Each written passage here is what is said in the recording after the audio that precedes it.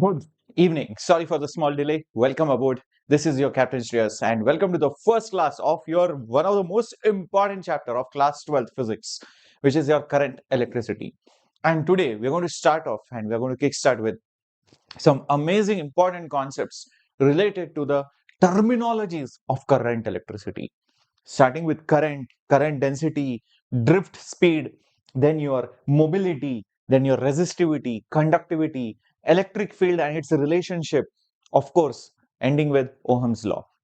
This will lay your foundation for many of the concepts which might be required even in semiconductors and sometimes in magnetism and of course in solving the circuit problems. So let's get started with none other than your Captain Shreyas, teaching every day 8 o'clock 12th standard physics, chemistry, maths, and of course 6 o'clock for your 11th standard physics, chemistry, maths lectures. All right. So I hope you have liked the video. Mark your attendance, and if you're not yet subscribed to the channel, please do it right now. Hi cutie pie, hi Ranga, welcome attitude boy, hello everyone. Hi Sanjuta, hi Black World, Sujit, welcome. Hi Zoro, good evening. And if you are new to the channel, please say hello so that everybody else can know your name and where are you from. Please let us know. And if you're watching it as recorded, please let us know in the comments as well. And remember, after the live class is over, we put down the PDF, everything, in the description box, in the comment section. This was our previous class. We completed capacitors, right? The PDF will be here, even in the comments. And very good, Pavi and Ramu. Very disappointed. Few people only doing the homework. I want more people putting up the comments, right? In the comment section. Your homework should be done regular basis. Don't worry whether others have done, not done, whether yours is correct, not correct. That is irrelevant. Maintaining that consistency is very important because that will create a habit. If you don't have that consistency, that will break you, and there will be occasional spikes in your study and there will be no continuous momentum which you will have. So make sure that you are consistent throughout this series. Hello Alia, welcome. Tamil Nadu Zoro, wow, nice. Good evening, Charan. Yeah. So let's start. Starting off with the concept of electric current. Now see, in the previous chapter, we were talking about electrostatics. In this, we are talking about electric current. So the difference is, see, in static, in electrostatics, in basically statics, we had basically nothing but electro means charges, and statics means at rest. So the charges were at rest. Their average velocity, was basically zero.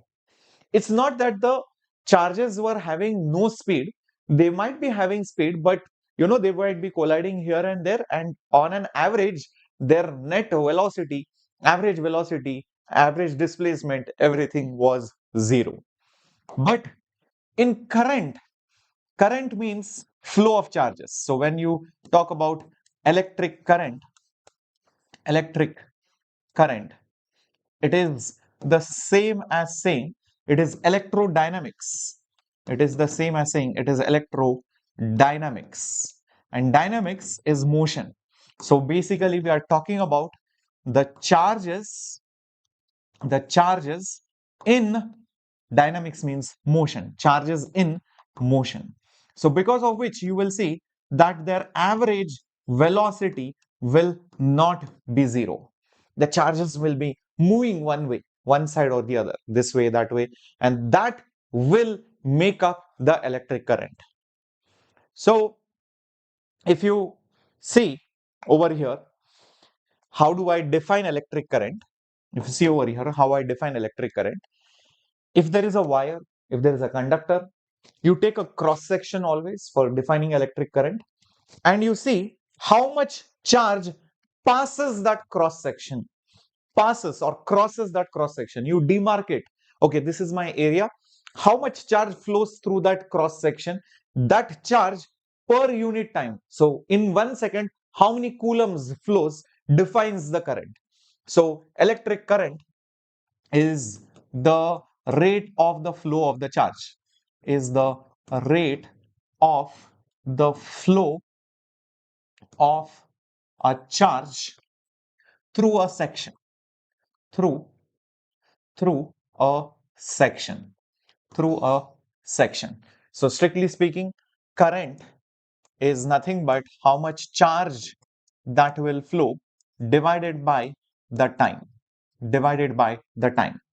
If you ask me what is the unit, well, current itself is a fundamental quantity. Remember, units and dimensions chapter, charge is not a fundamental quantity, current is a fundamental quantity. So it's a fundamental quantity. It's a fundamental quantity having the dimensions of A, right? The SI unit, the SI unit, the SI unit is basically an ampere. SI unit is basically an ampere, and an ampere is nothing but when 1 coulomb of charge is going in 1 second. 1 coulomb of charge is going in a second. That's when you call it as an ampere. The current that you receive in your daily household is in milliamperes for most of the electrical appliances, but for heavy appliances like a heater, a hair dryer, or the AC, or the big equipments, it will be in 5 amperes or 10 amperes and such ranges. So for small equipments like your mobile chargers, it will be in few milliamperes, and in heavy equipments, it will be in the range of 5 to 15 amperes. So that gives you an idea of what an ampere is exactly. Yeah, thank you so much, Anamika. Means a lot when you say such things. Hello, welcome, good evening. Thank you so much. Can you remember me? We were together in Chennai on Sunday. Oh, Kavi. Yeah, welcome. Thank you. Welcome back over here online, and hope to see you guys again very soon in Chennai. I'm planning a trip to Hyderabad too, and that all depends on how much you are, filling up the forms and all those things, right? So many students said that they wanted to meet on a Sunday. So we'll plan an event on a Sunday. I need to figure out which Sunday, but soon we'll plan more events, okay, for other cities. Trichy also incoming. Okay, SI unit is ampere, which is coulomb per second. Great. Another thing is that it is a scalar quantity, although it has a direction. It is a scalar, even if it has direction. Even if it has direction. Even if it has direction. Because it does not obey the rules of vector addition. So if it does not obey how vectors are added using triangle parallelogram laws, it's obviously not going to be a vector. Okay. Now, you might also wonder what is the direction of the current. Well, see, if the positive charges are going this way, current is in the direction of the positive charges. But if the negative charges are going this way, it's like saying positivity is going that way. It's like saying I am becoming more negative, means I am losing out on the positivity, or my negativity is going away, means positivity is coming inside of me. So same way, if negativity is going this way, it's like saying positivity is going that way. So current's direction is always the flow of where the positivity is going. So this is also quite important. The direction of current is the same as the flow of positivity. Wherever it positivity is going, that's the direction of the current. So like you can see over here, current is going to be this way, and you can see over here negative is going over here. So that's why the current direction will be towards your right hand side. Let me give you some examples related to this. Say, I tell you, listen boys, there is one wire I take, and there is some cross section that I take over here. And what happens is I find out that some charges are going here, some charges are going here. Here, maybe plus 7 coulombs of charge goes, maybe here minus 3 coulombs of charge goes. And all of this happens in, let's say, 2 seconds. Can you figure out how much current is flowing? Can you figure out how much current is flowing in this particular situation? 7 coulombs of charge goes here, minus 3 charge goes over here. So total current flowing through that cross section is asked. Let me think. By definition, current is how much is the net charge flow upon the time taken. Now, if you notice, 7 coulombs of charge has gone here. Well, so charge flown is 7 for sure. But apart from that, negative 3 going here is the same as saying plus 3 has gone there. An extra plus 3 has gone there. So if I've taken out negative 3, it's as good as saying I have added positive 3 on the other side. So I can say this is also plus 3 and the whole thing divided by 2, which is 10 by 2, which is nothing but 5 amperes. So the current flowing in this wire is 5 amperes. Everybody understood this? Why this negative 3 has to be counted the other way around? Yeah, very simple. Negative 3 has gone here. So negativity has gone here. That means positivity of plus 3 has gone this side. So apart from that, extra positivity of plus 5, plus 7 also went. So plus 7 plus 3 makes it plus 10. Plus 10 by 2 is 5. Is that right? Very good. Awesome. Great. Now, whenever you have charges which are crossing a cross section, it is very easy to measure. You can say that the current which flows is the total charge which is flowing per unit time. The charge which flows will be number of the charge carriers into E divided by time, because the charges which will move will be either electrons or protons, and each electron or a proton will be having a charge of 1.6 10 to the power negative 19 coulombs. So N into E will give me the total charge. So current will be NE divided by T. Often you call this number N by T separately, and this number is nothing but number of charges flowing per unit time, per unit time, per unit time. Just to give you an example over here, if the current is, let's say, 3.2 amperes, if the current is, let's say, 3.2 amperes, we can find how many electrons or charges, particles which are carrying charges, are crossing that cross section. Just substitute it over here. You will see 3.2 is equal to N by T multiplied by E. E is nothing but 1.6 into 10 to the power minus 19. So therefore, N by T is equal to, you will have 3.2 divided by 1.6 over here, and minus 19 on the other side will become plus 19. So 3.2 by 1.6, that is nothing but 2. So 2 into 10 to the power 19. So what does this tell you? These many electrons are crossing in 1 second. Believe it. Just imagine, just a simple current of 3.2 amperes. It's not very big, not very small. Means, around 10 to the power 19, 2 into charges are crossing every second through that wire. It's just that you don't see it, but that is what is happening. Okay, it's a huge number, but each charge is extremely, extremely small. Yeah, great. Awesome. Welcome, Akshu. Welcome, everyone. Yes, yes, correct, Rama. Perfecto. Moving ahead. Sir, please come to Vishakhapatnam. Oh, definitely, I would love to, man.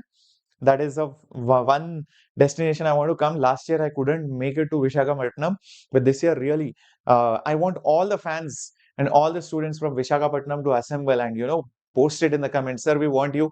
We'll definitely make it a point to visit. Yeah, it's all depending on your form filling, guys. That's it. Okay, current due to rotation motion of a charge. Now, sometimes you might have an atom in which an electron is revolving, or maybe just a charge for some reason is revolving.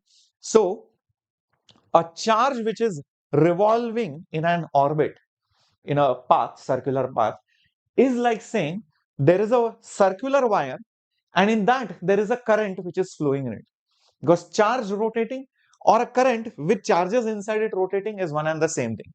So current due to rotation motion of a charge means that when you have a rotating charge, it is the same as saying there is a current loop. There is a current loop over there. How much is that current? That current is how much charge will flow per unit time. Now let's say the charge which is moving around it is having a charge of capital or small q. So the charge which will go, let's say, is q. But let's say now that charge passes through this cross section once. By the time it again crosses, a time period of revolution will be over. So this t happens to be the time period of revolution.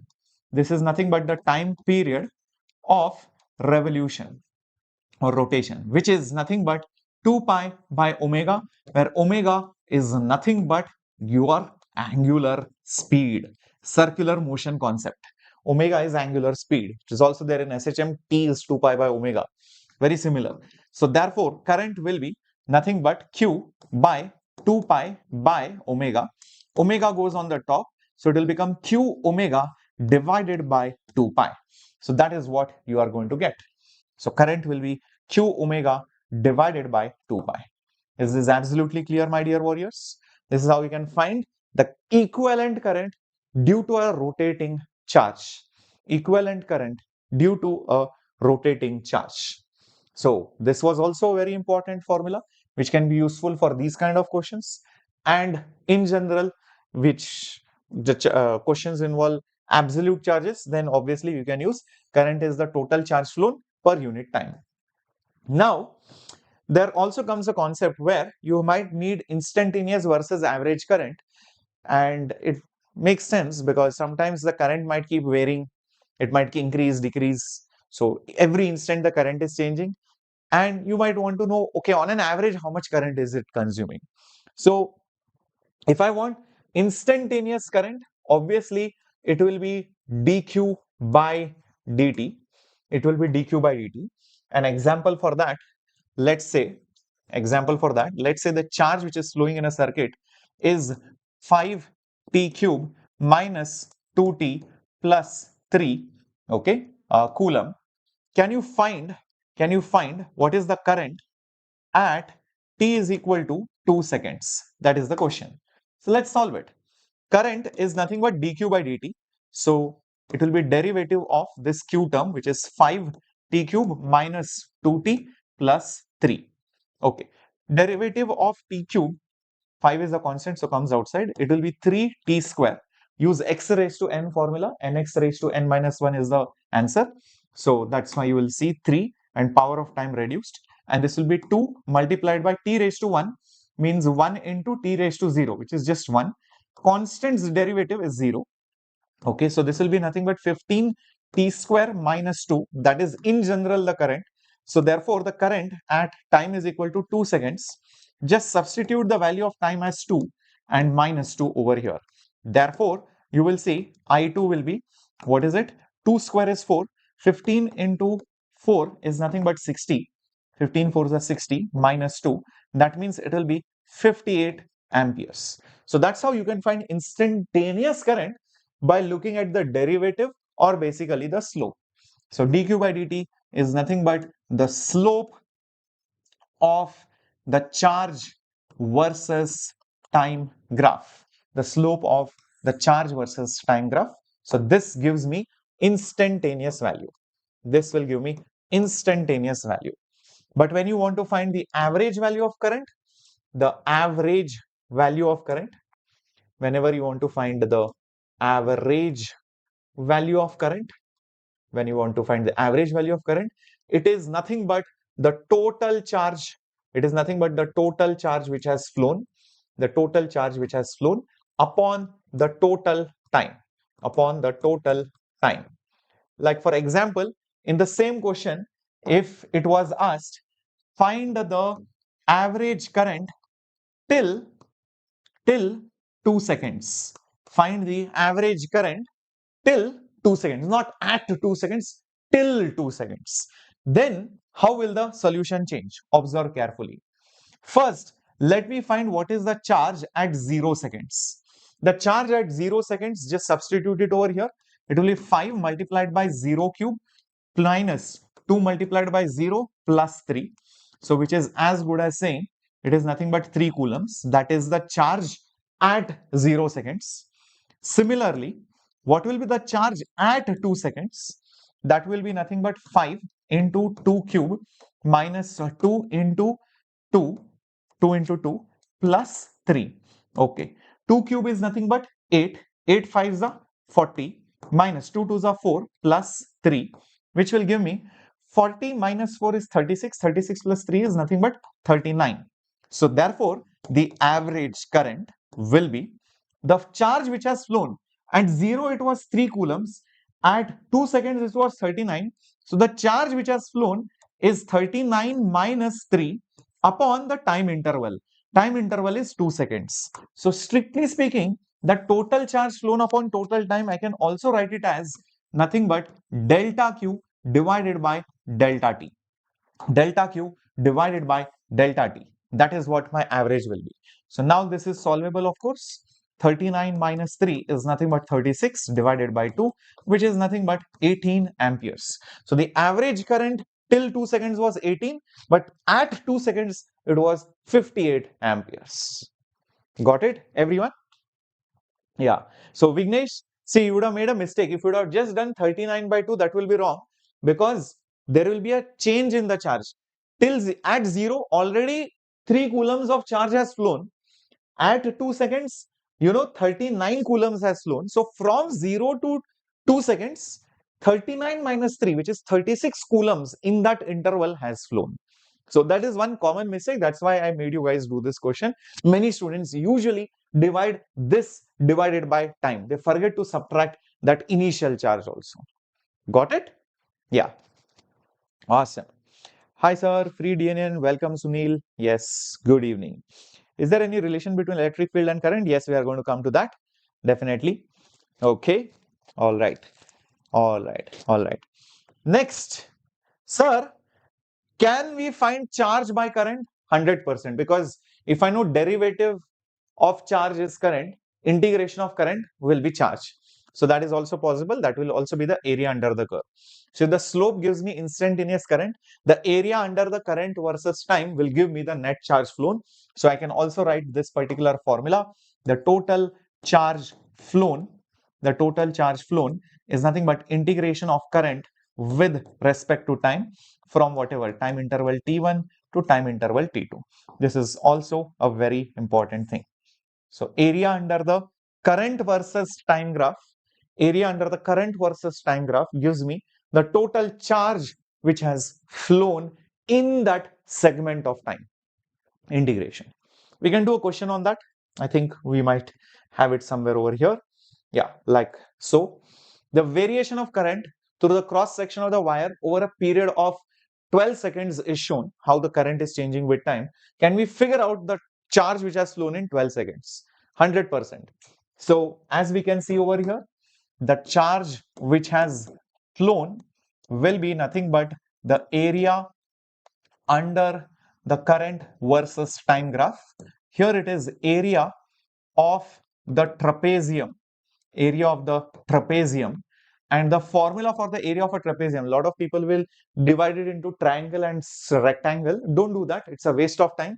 Directly use the formula. It is half into height multiplied by the sum of parallel sides, half into the height of the trapezium. As you can see over here, this is basically the height of the trapezium, and the height of the trapezium is 6 units, so 6 will come over here. And the sum of parallel sides, this is one side, this will be obviously 6 units, and this is another parallel side, which is obviously 12 units. So sum of parallel means 6 plus 12. So this will be 6 by 2 is 3, 12 plus 6 is nothing but 18 over here, and we just have 18 into 3, which is nothing but 54. So the answer is option A, 54 coulombs. Very straightforward. Yeah. How many of you got it? Very good, Prakash. Awesome. Moving on to the next question on your screen. Here it is. A JEE Mains 2025 question, this year's question. Current passing through a wire as a function of time is given by 0.02 t plus 0.01 amperes. The charge that will flow between time 1 to 2 seconds is how much? Yeah. How much is it? Is capacitor completed, and why 2 lectures for capacitor? Lakshmi, the main concept of capacitors is done, but the combination of capacitors concepts that and that with resistors with capacitor, that can be only taught after current electricity. That's why that particular part I mentioned it in the lecture also. That will be doing it, along with combination of resistors, Wheatstone's arrangements or RC combinations, along with current electricity. There is no separate lecture required for that. Okay. Oh, so let's see the next one. Okay, what is this? The current which is passing through a wire is given by this function. What is the charge which is flowing? Okay, so let's do this, guys. So the charge that will flow will be integration of current with respect to time from T1 to T2. Okay, so what is the current? It is nothing but 0.02 T plus 0.01. This whole thing is the current dt from 1 to 2. Okay, so 0.02 is a number, take it outside. T's integration is nothing but t square by 2, but I have to substitute 2 and 1 upper and lower limits, plus 0.01 is a constant, comes outside. Integration of dt is just time, and the limits will be 2 and 1, of course. Okay, so this 2 and this 2 will get cancelled. It will become 0.01. Yeah, this 2 and this 2 get cancelled, and I'm left with first put 2, so 2 square, then put 1, so minus 1 square, plus 0.01, of course. First put 2 instead of time, and then put 1, and then of course subtract them. So what will be the charge flown be equal to? This will be nothing but 0.01 multiplied by, this is 4 minus 1, which is nothing but 3, plus this is nothing but 2 minus 1 is 1, so plus 0.01 multiplied by 1. Okay, so 0.01, this will become 0.03, so this will become 0.04 coulomb. So that should be the answer, 0.04 coulomb, which is option D. Is that right, everyone? Yeah, very good, Vignesh, very good. Oh, Prakash, no, it's not 0.07. Why did we integrate it, sir? Anamika, see this over here. If current is derivative of charge, charge will be integration of current. So that is why charge will be integration of current or area under that. So you would have seen this in kinematics also. Velocity is the derivative of displacement. Velocity is the derivative of displacement. So displacement is integration of velocity with time. Velocity was the slope of displacement time. Displacement will be area of velocity time. So same thing is applicable throughout maths and physics and chemistry. If some quantity is the derivative of something, then that quantity will also be the integration of the reverse thing. Okay, exact antiderivative is also another word for integration. Now do you remember it?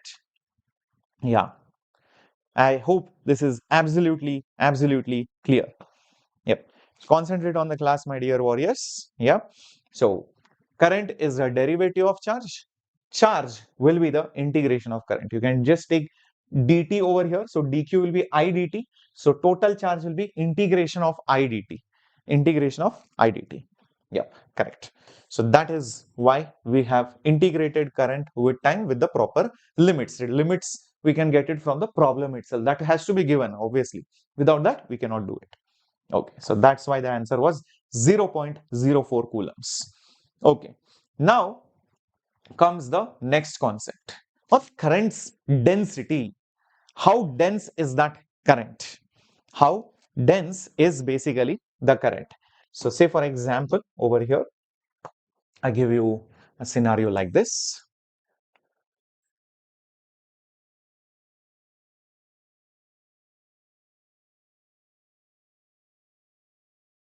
And let's say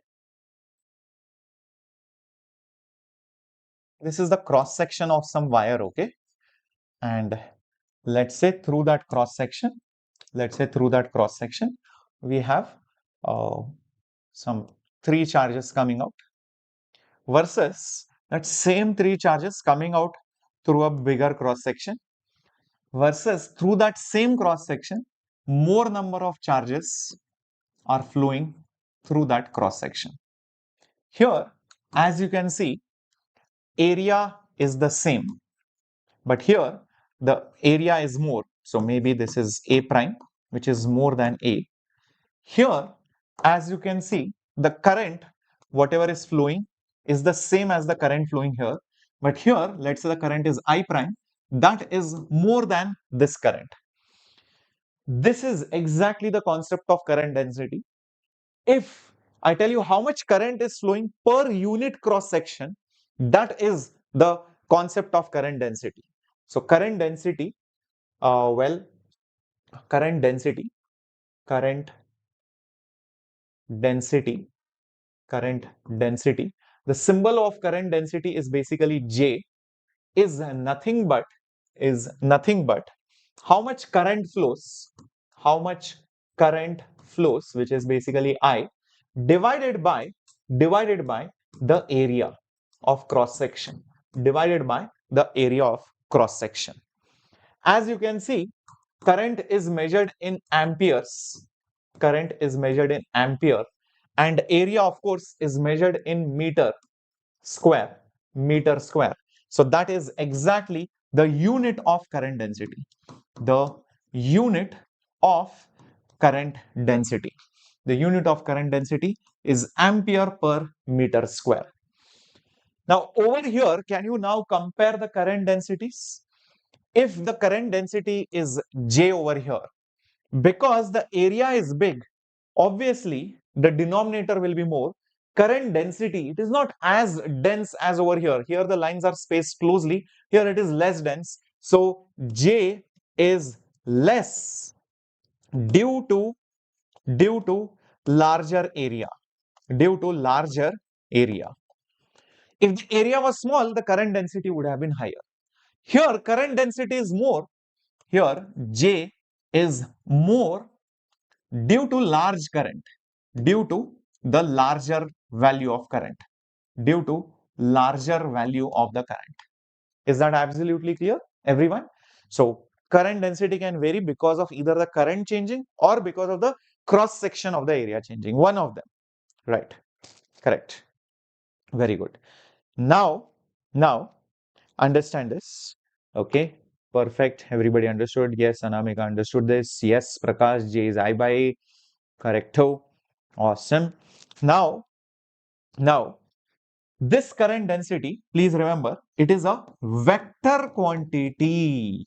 It is a vector quantity in the direction of the flow of positivity, that is basically the current. It is a vector quantity which is in the direction of the flow of positivity, basically the same as the direction of current. Here current is flowing this way, so J vector current density is also in the same direction. Here also it is in the same direction. Here also it is in the same direction. Now this becomes particularly useful in these kind of questions where, imagine, this is a very interesting thing.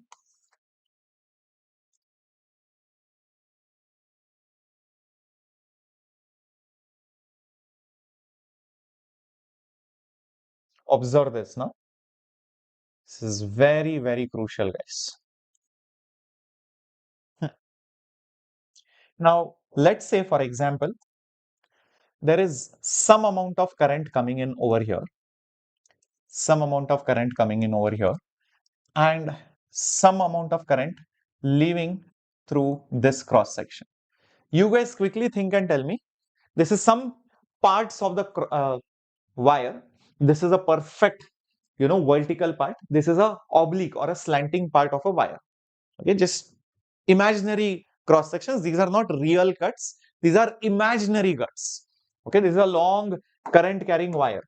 Okay, just imagine this is a long current carrying wire. These are all imaginary cuts which have been made over here. Now think and tell me, where do you think the current will be more? Answer it in the chat box. The left cross section which is flat, or the slanting one, this number 2, or the right side one. Quickly let me know in the chat box. All right, I think your doubt will be answered, Ramana. Scalar or vector? It is a vector, and I'll tell you why we need it.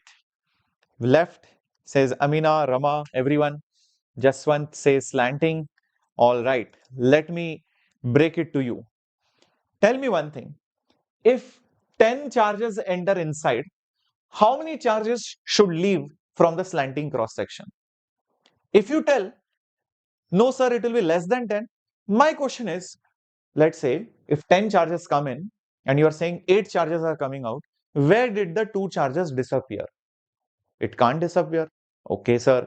Sir, 10 charges went in, 12 charges came out. Where did extra 2 charges come from? It can't happen.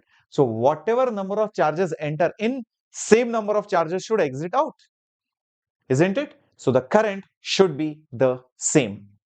Yes, the current should be the same, my dear warriors. Got it? Yeah. So very, very important. Whatever current is there on this side, so number of charges going in per unit time is equal to the number of charges which are coming out per unit time. So the current which is going in is the current which is going out. I can just say it is I. So this is just, I'm assuming it. Let's assume the current to be I. That is very, very important. And where is the current density, my dear warriors? The current density is always in the direction of the current. So the current density will be like this, needless to say. And same thing over here, the current density should be like this. Okay, the current density, oops, my God. The current density should be basically in the same direction. So this is basically J. This is also basically J. Now, will the current density be equal? Will the current density be equal? That is the next kind of question that you should think about. Okay, let's call this as J1. Let's call this as J2. I don't know whether they are equal or not. Let's just take it. If you ask me what is J1, well, J1 is nothing but current by area. So the current over here is that same current I divided by that particular area, of cross section which you are seeing over here, this particular area, isn't it? So this particular area, how much is it? Well, it is nothing but A. So J1 is nothing but I by A. But here, if you ask me what is that area, well, area is also a vector quantity. Here, if you ask me what is the area vector will be like this. Here, area vector will be like this. But here, that area vector will be making some angle. Here, that area vector will be making definitely some angle. And if you ask me how much is this particular area, what will your answer be? Logic goes like this. Think about it. This flat area, vertical area was A. How much will this slanting area be? Just think about it carefully, my dear warriors. Just think about it carefully. So if this is A, this is perpendicular, you tilt it by an angle theta. Well, the hypotenuse and this adjacent side, cos theta, is nothing but adjacent side by your hypotenuse. So therefore, the hypotenuse will be A by cos theta. It will be nothing but A by cos of theta. Everybody agrees to this? Everybody agrees to this. It will be A divided by cos theta, not A cos theta. This particular area will be A by cos theta. We are talking about the hypotenuse itself. If this was A, this will be A cos theta. If this was A, this will be A cos theta. So think about it. This technically will be nothing but A divided by cos theta. Divided by cos theta. So if somebody asks me what is J2, I will say it is nothing but that same current divided by A by cos theta, Is that right? Everyone with me on this? Perfecto. But usually what happens is, if I want to find the current density here, then I will consider this area only A, and then whatever other areas are there, I will accordingly, manipulate it. So if I assume this area itself as A, this area itself as A, that means my hypotenuse is A. If my hypotenuse is itself A, then this side, how much should it be? Just think about it. Cos theta will be nothing but my adjacent side divided by hypotenuse, which is A. Therefore, the adjacent side will be A cos theta. So this will be A cos of theta. Everybody gets it? If this is actually A, this will be A cos theta. So if this area is A, this will be A cos theta. Keep this in mind. So this I can put it A cos theta then, and this will be nothing but just A. Everyone till this point? Everyone till this point absolutely clear? Everyone till this point absolutely clear? Yeah. But now here is the thing. Whenever you want to write in terms of vectors, and I know current density is a vector, area is a vector, right? Area is a vector, current density is a vector, okay? But current is a scalar quantity. This is vector, current is a scalar quantity. So we write it in terms of the dot product, something like this. Current, I can just write it as the current is nothing but the current density vector dot producted with the area vector. So no matter how I choose my area, always the dot product of area with current density, which will give me the current, that should somehow come out to be the same. So if I measure the current over here, it will be J2 into A. If I measure the current over here, it will be J1 into A cos theta. So if you want, you can take this as A cos, this as A, or you can take this as A by cos, and you can manipulate it however you want it. That is not the point. The point is, if you take it as a dot product, everything becomes simple. Okay, so this could be my area vector. My current might be going in this particular direction, which is also the direction of my current density. And if there is an angle which is made, which I call it as theta, so therefore my current will be nothing but J into A, J into A into cos theta. J into A into cos theta. That's what you should keep in mind. Whenever you write current, make sure you put dot product between current density and area vector, because they might not be in the same direction. Is this clear, my dear warriors? Yes, Rama, for the previous question, this area is definitely going to be more. So you can compare the current densities directly from here. The current densities will definitely not be equal. Can you see that current densities are not equal? So to answer the question, is J going to be the same? The answer is 100% no. You can see it right only from here. Cos theta will be lesser than 1, like 0.8, 0.7, 0.6. So when you divide by a smaller number than 1, the value will increase. So current density will be more over here as compared to this. So this is definitely not equal to, this one is more, this one is less. And it kind of makes sense, because if you take a slanting area, I have that huge area, but the current flowing through that is the same. So how will the density be the same? So through a large area, same current flows. So that is why the density is less over here. The density is definitely lesser over here. Okay. So this is how we define current density in terms of current and area. Should remember this. Okay. It's a dot product. Okay. So dot, or basically scalar product. Dot or scalar product. Yesterday only in the 11th standard class we have done this. So anyways, going to some question. I think we might have a question on this. Okay, wow, what a question.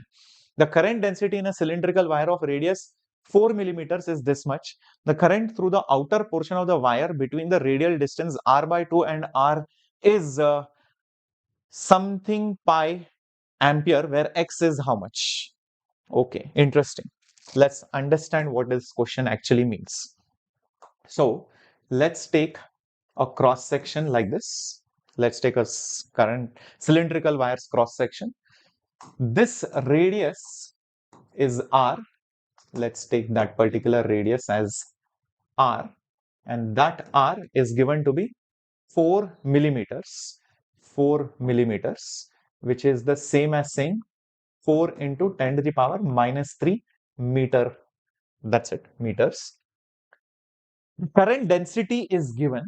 The question is, what is the current through the outer portion of the wire between the radial distance r by 2 and r? So where is r by 2 going to be?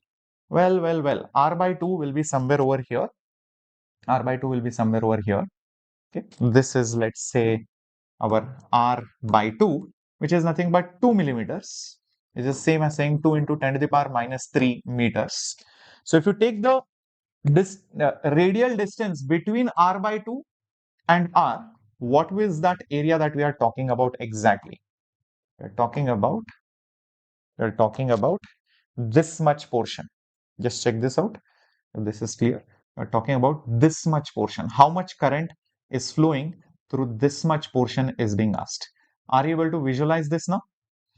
How much current is flowing only through that annular portion, this much portion of that particular cylindrical wire. Guess what is same throughout that cross section? Can you guess what is same throughout that cross section? Well, if you have not been able to guess it, let me tell you. Very easy it is. It's basically how much current is flowing per unit area, which is nothing but the current density. The density of the current is the same throughout that cross section. It will not change because the material is the same, no non-uniformity or anything like that. So it is current density which is going to be the same. So current density is the same. Current density is the same throughout that cross section. So if you take the total area, then the total current through that will be something. So let's say, the current density is given already.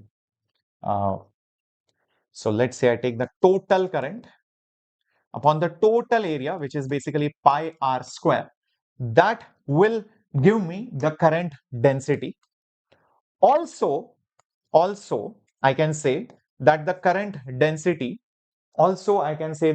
density is same only in this much part, that between that 0 to r by 2 current is the same. Also, current density will be current flowing in that inner part by that inner area, which is basically pi r by 2 whole square. Yep, I can still say that. And the question is, how much the current flowing through the outer portion of the wire is asked. So if I subtract the total current through the total wire minus the current flowing through that inner part, whatever is remaining will give me the current flowing in that blue shaded region. So here I can clearly see that the total current will be nothing but J into pi r square, and over here I can see in that inner part, the current will be J into pi r square by 4.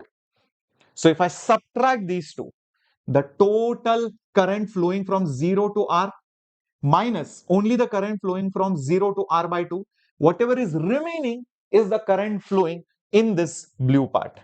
So to find that, so the current flowing through the outer portion of the wire, if this is what we want, it will be nothing but I total minus I flowing through the inner part. I total is nothing but J pi r square. I flowing through inner is J pi r square by 4. So 1 minus 1 by 4 is 3 by 4. So 3 by 4 J pi r square. That's it. So 3 by 4 is as it is. J value is given to be 10 to the power 6 SI units multiplied by pi, and r square. R is 4 into 10 to the power minus 3, but whole square it. Okay, so a lot of things will get cancelled. This minus 3 square will become minus 6. This 4 is also going to get cancelled later on, but okay, let me just put it as it is. 10 to the power 6 multiplied by pi. This is 4 into 4 multiplied by 10 to the power minus 6. So see what and all get cancelled. This 4 and this 4. This minus 6 and plus 6. 4 threes are basically 12. So hence you will get 12 pi, 12 pi amperes. 12 pi amperes. So that is the answer. X is basically 12. Answer is 12. Got it? This is a beautiful question to explain you current density concept.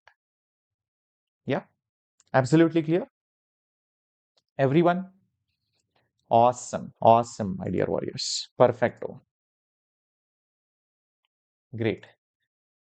Shall we go ahead, guys, to the next concept, next question? Yeah. So current density was involved over here because current per unit area will be the same for that entire 0 to R. The current was I total. From here to here, only in the green part, this was that current. So if you subtract these two currents, what I will get is from this, I subtract this, how much current is flowing in this much part. That is what I will get. Yeah. So that is what this is, Prakash. So think of it one more time. When you take the total current, it was the current which was flowing through the entire cross section minus the current flowing from 0 to R by 2. That will give me how much current was flowing only in this much part. How much current was flowing in this much part. That is what we have done. Okay. So total current was J into A, but areas were different. So you subtract the two, you will get the current through that annular region. That is what we have done. See if it is now clear, Prakash. Yeah, this question mainly mathematics, correct. Sometimes the questions can be just on, what do you say? Even dot products, like some weird simple question, like let's say there is a cross section, of let's say, you know, uh, 3 meters square in YZ plane, and let's say they give you there is a current density, of 4 I cap plus 2 J cap ampere per meter square. Question will be how much current is flowing through it. As you can see over here, that area is 3 meters square in the YZ plane. That means if you think of the YZ plane, Y is this axis, Z is this axis, and X is basically this axis. So that particular area is like this. So the area vector will be maybe in this direction. So that area vector will be magnitude, which is 3, and direction is I cap meter square. So that is what that area will be. There is some current density which is given, some 4 I cap plus 2 J cap. So that means it will be like this. So this is your current density vector. So how much current is flowing through it is asked. So as you can see, we can simply use current is J vector dot area vector. J is 4 I cap plus 2 J cap dot area vector, which is 3 I cap. So I will multiply only with I. So 4 into 3. There is nothing for J. So 0. So it will be nothing but 12 ampere. So the current will be 12 amperes. Cool? Yeah. So these kind of dot product based questions can also come in your JEE examination. Cool, sir. We got it. Now let's go to the next concept of how these fields and drift speeds and mobility and all these things are now going to come into play. Okay. See, when you take a conductor, the electrons are moving rapidly, randomly in all the directions. So when there is no battery connected, so in an isolated conductor basically, so in an isolated isolated conductor without any potential difference, that is when there is no battery connected, the electrons move randomly. The electrons move randomly. So the average velocity is zero. The average velocity is zero. The net charge flow is zero. Also, the current in that conductor is zero. If 5 charges go this way, some other 5 charges will come here. If 7 charges go up, some other 7 charges will come down. You take any direction, you will see almost on an average no net movement will happen. Some or the other charges will cancel it out. So there is no net movement. But keep in mind, the electrons, but the electrons do have speeds due to the thermal energy, because of temperature. You will study that in kinetic theory of gases, or have already studied that in KTG, whenever you have molecules or anything, atoms, molecules, whatever. So because of the temperature, they have thermal energy, they keep on moving rapidly, and these electrons are also having thermal energy, so they keep on colliding with each other, they keep on changing their directions, random motion is there, but no net motion can be observed. On an average, everything just averages out to be zero. That's what is happening. Now, this is the situation when there is no battery connected. What will happen? What will happen the moment you connect a battery? Suddenly, you will start seeing the electrons are getting biased, they are getting partial, they will start moving because of the voltage difference, and in such a way that the electric force is pushing them in one direction. So, the moment the battery is connected, basically there is a potential difference. There is potential difference. There is potential difference in the conductor. There is definitely potential difference in the conductor. So what will happen? There will be an electric field. So let's say, for example, this over here, positive terminal. This is, let's say, high potential.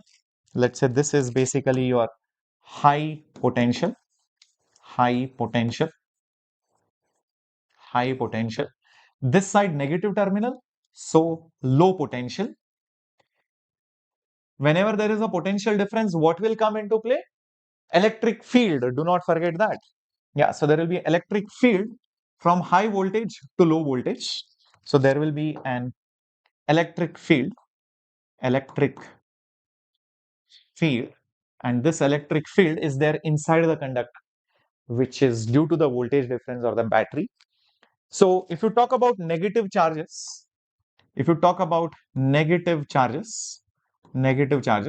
the force on it will be exactly in the opposite direction.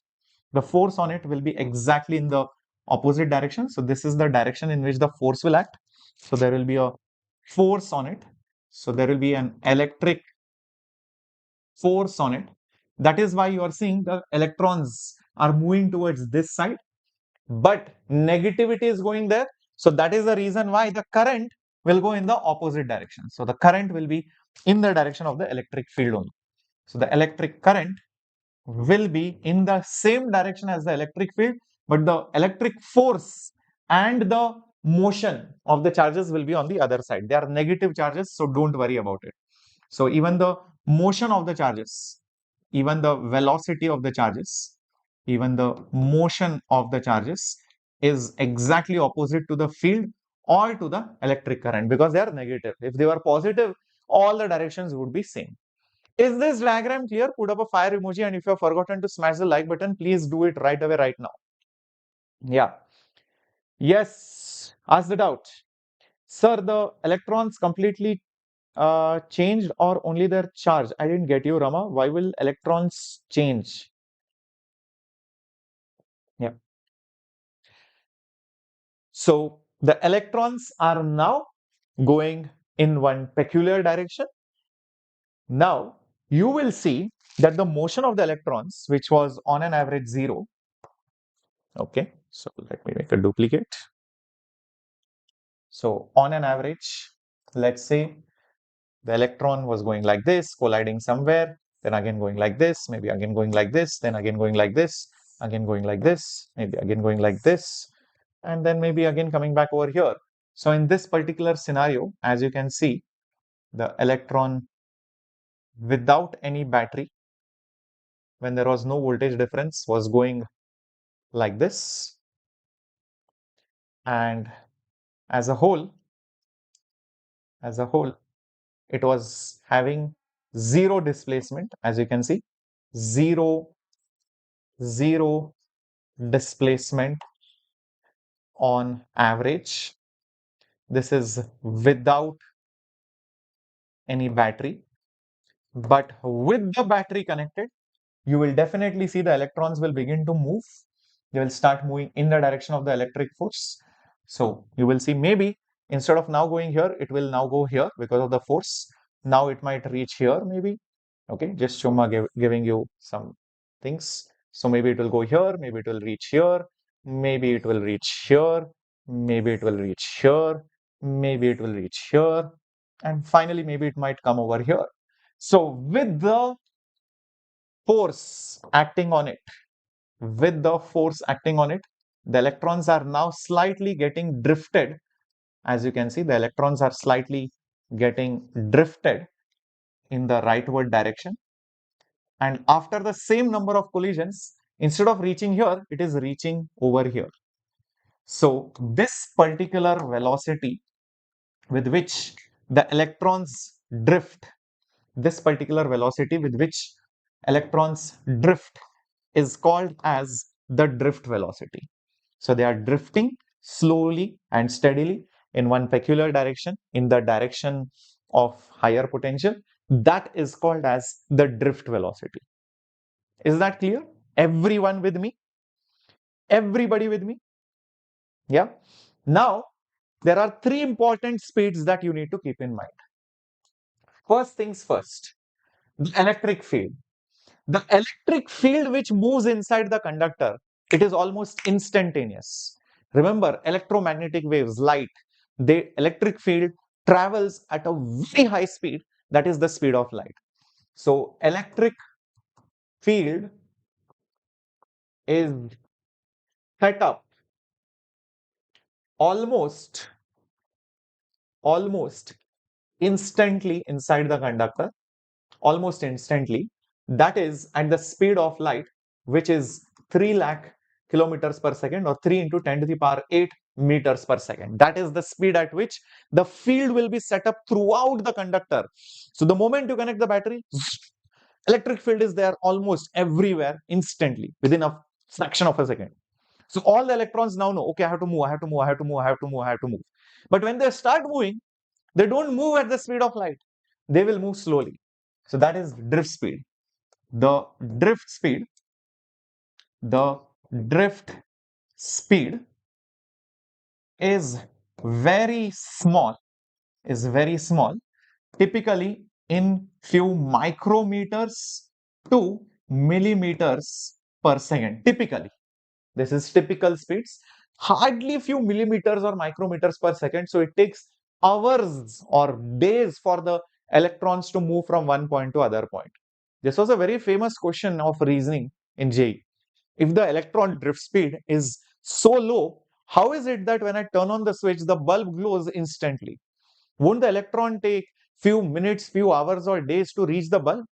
Yes, correct. That same electron will not reach that bulb instantly, but it is the electric field which reaches. So an electron over here also moves, here also moves, here also, everywhere it starts moving. Even in the bulb, it starts moving instantly. So that electron which is in the bulb, which has started moving, makes the bulb glow or the device work. It's not this electron has to reach there. Okay. So that electric field is carrying that information. Is this absolutely clear? And lastly, the speed of the electrons themselves. The electrons,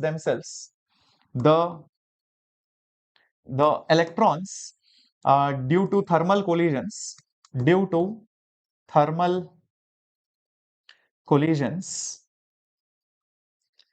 have medium speeds, have medium speeds from few, you know, hundreds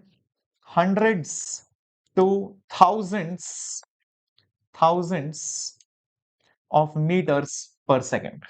Okay, so few couple of thousands, 10,000s, 90,000, 50,000, like that. So that is the typical range of the electrons moving inside, tuck, tuck, tuck, tuck, tuck, tuck, tuck, tuck, thousands of meters per second. But even though they are moving thousands of meters per second, they are moving, drifting slowly. So tuck, tuck, tuck, tuck, they keep moving, but slowly they will move. After 1 hour, you see this electrons which was here, now they are started to move over here. So they are drifting very slowly, although their individual speeds, actual speeds are more. Okay, is this absolutely clear, my dear warriors?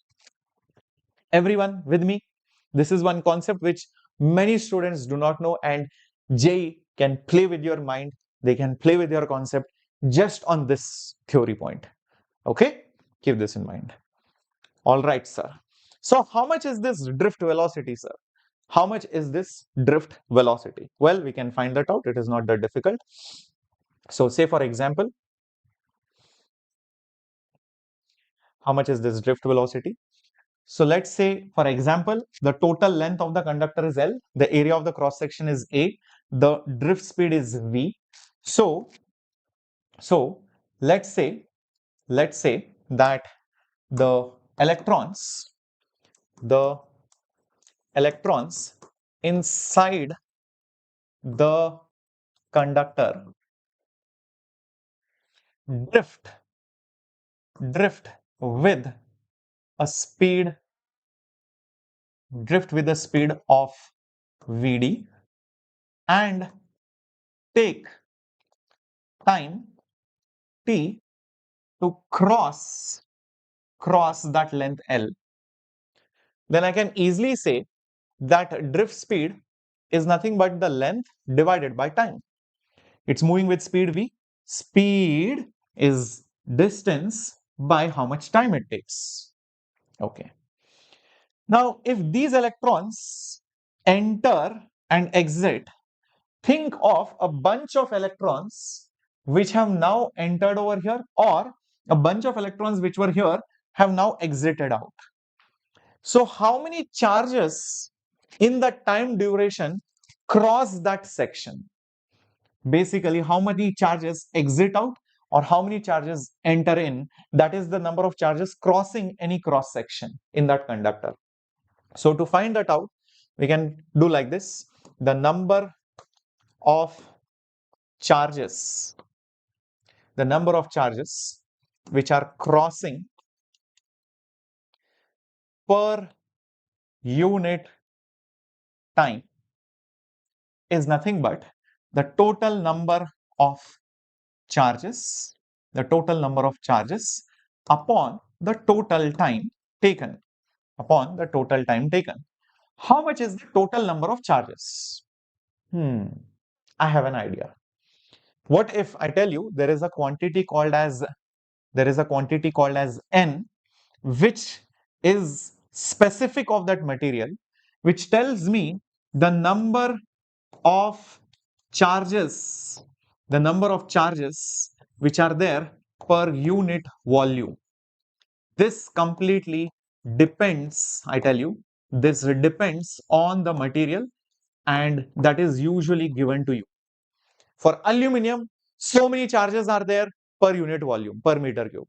For copper, more number of charges are there. How much ever it is, that much volume, in one volume, unit volume, how much is there is given to you. So charge carrier density, the number of charges per unit volume, which depends on the material, small n is given to you.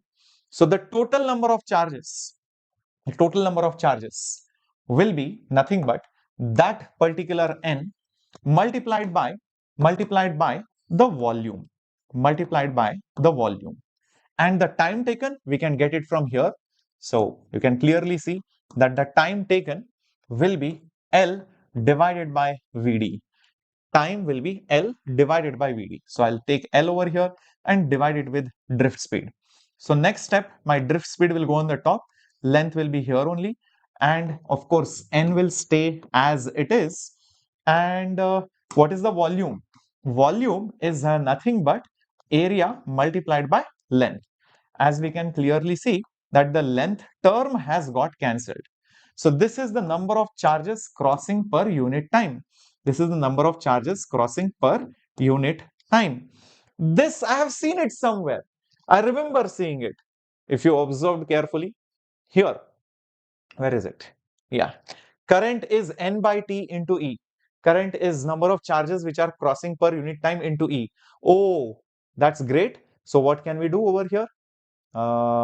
Yes. So we can just say, therefore, therefore, therefore, current being N by T into E, therefore current being N by T multiplied by E, just substitute the value which is drift speed into basically our N which is there multiplied by that area and of course that E from the previous equation. That is basically the current. So rearranging it.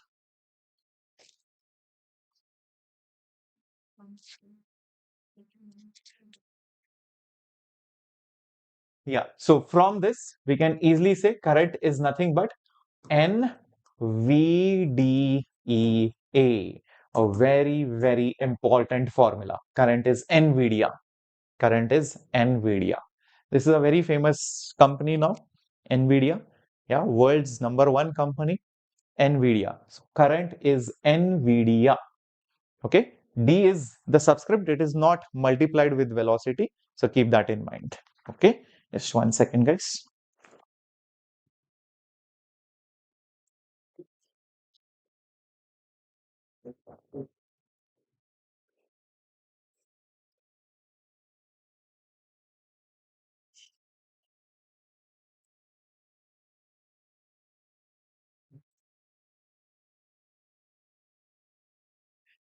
Okay, cool. Now I can play around with this formula. I can play around with this formula a little bit more and I can show you something more. Relation between current and drift velocity we have done. Okay, 1 second. Not needed. So since current is NVDA, how about taking area below? So current by area is NVDA. Yeah, but A is below. But what is current by area? It is nothing but current density. Current density is NVDE. Current density is NVDE. That's it. So this is a new formula. But current density being a vector and drift velocity also being a vector, let's go back and see what is the exact manner in which I can put a vector symbol. See, current is going this way, so current density is this way. Drift velocity is the other way around. Can you see drift velocity is other way round? So it's exactly opposite of the drift velocity. J is exactly opposite of drift velocity. Can you see that? J is exactly opposite of the drift velocity. So if I put, this is nothing but scalar representation. This is nothing but scalar representation. If I put it in vector form, J bar will be NVD bar E, but there should be a minus sign considering the fact that drift velocity and current density are exactly opposite. We just saw it over here. Where is that? This particular diagram. Drift velocity is that way, right side. So drift velocity was like this, but the current was going this way. So that is why the current density vector will be this way. Current density vector will be this way. They are exactly opposite of each other. Now, some books, what they do, they consider E to be positive. Some books, they say E is the charge. So if I take the charge itself as negative, then I don't have to put that minus sign. So then some books, then what they do is they don't write that minus sign and they assume that the value of E is negative 1.6 into 10 to the power minus 19 coulomb. So if the negative sign is included in the charge, then no need to put the minus sign. But if it is excluded in that charge, then put that negative sign. Is this very clear?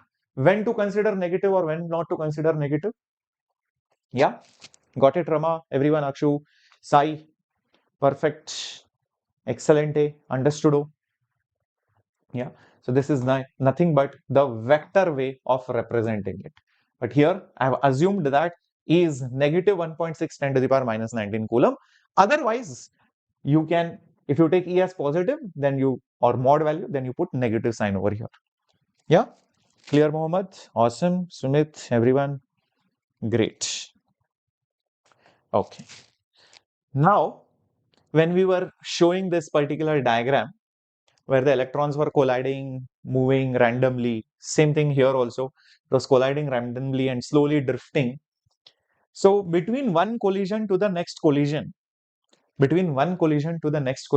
there was some time where the electron was like, habba, nothing I have to worry about. So it was relaxing for some time.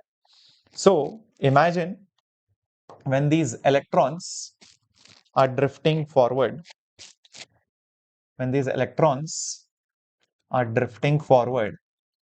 okay, and they move some distance, between one collision to the next collision, there is a time for which they are just relaxing, they are moving in a straight line. So that time for which the electrons relax without any collision is called as relaxation time, as the name suggests. So if our electrons are going like this and our electric field is like this, and our force on the electron is going to be this particular way, the drift velocity is like this. So the time between successive collisions is called a relaxation time. The symbol for that is tau, like the torque symbol. You don't use small t or capital T. Tau is usually the symbol for relaxation time.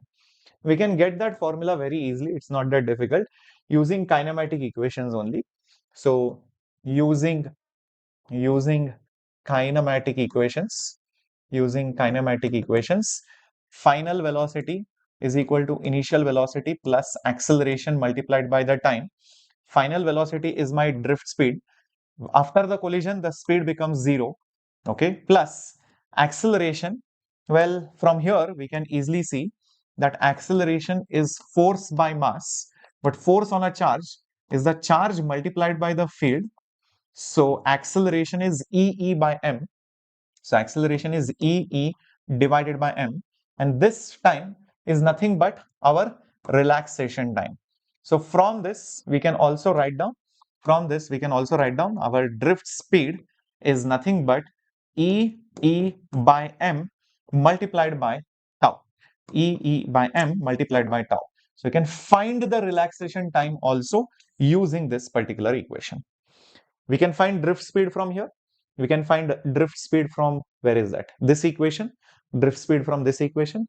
From drift speed, we can also find current density also, or from this, we can also find the relaxation time. All things are possible. So let me give you a simple example.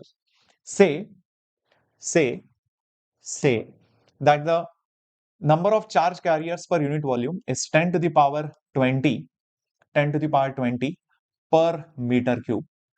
Let's say the current is of 10 ampere. Let's say the area is 0.1 meter square. Okay. And the question is, or let's say the current is 16 ampere. Chumma. Can you find what is the drift speed? Also find out what is, this thing, the relaxation time. Also find what is the relaxation time. The mass of an electron is 9 into 10 to the power minus 31 kg. Okay. All these things are given to. So let's see how do we solve this. Let's start by finding out the drift speed first. Since I know current is NVDR, so therefore drift speed will be current divided by NE and A over here. Current is 16 amperes. Number of charge carriers is 10 to the power 20. Electron charge is 1.6 10 to the power minus 19, and area is nothing but 0.1. Okay, perfect. So this I can do one thing. This 20 and minus 19, 110 will remain. 10 into 1.6 will be 16. 10 into 1.6 will be 16. and divided by 0.1. 16 cancels, so this will become 10 meters per second. So that is a drift speed which is very large. Usually it doesn't happen, but for this particular question it has happened. Don't worry about the values, but I'm just showing you how to calculate it. Okay sir, drift speed done. How do I find relaxation time? Let's see. We all know drift speed is nothing but E by m into tau. Oh sir, electric field is not given, so I think some other data will be given. Let's say the potential difference which has been applied is 10 volts. Potential difference which has been applied, okay, is 10 volts, or let's say it is 18 volts or something. And the length of the conductor is, let's say, 10 meters. Length of the conductor is given to be 10 meters. From this data, if the battery's voltage and the length of the conductor is given, my job is done. Potential difference and length gives me electric field. Yes, electric field can be easily calculated. How much will be the value of electric field? Electric field is potential difference per unit distance.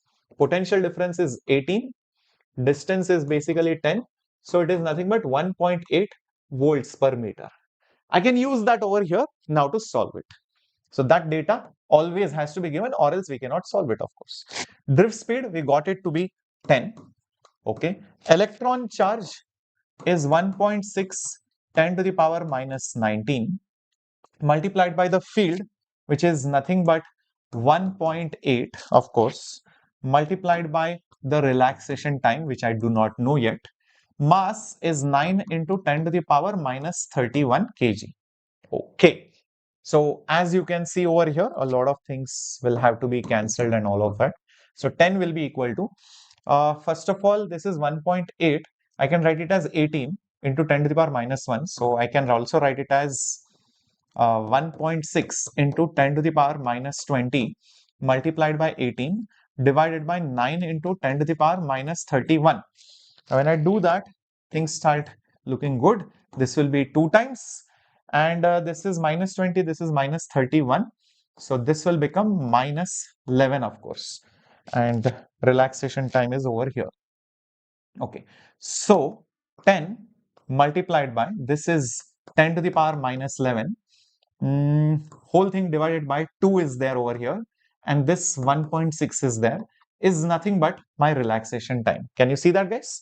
So relaxation time is that 2 came down, even that 1.6 came down, 10 to the power minus 11 went up. So this multiplied by 10 will become 10 to the power minus 10. So it will become 10 to the power minus 10 and divided by 1.6 into 2, which is 3.2. So that much is the relaxation time. Yeah. Is this absolutely clear, my dear warriors? These many seconds. Everyone with me? Clear? Yes or no? Perfect. Give me a thumbs up, guys. Everyone. Everyone. Yes. Everybody. Very good. Very good. Very good. Very good. Very good.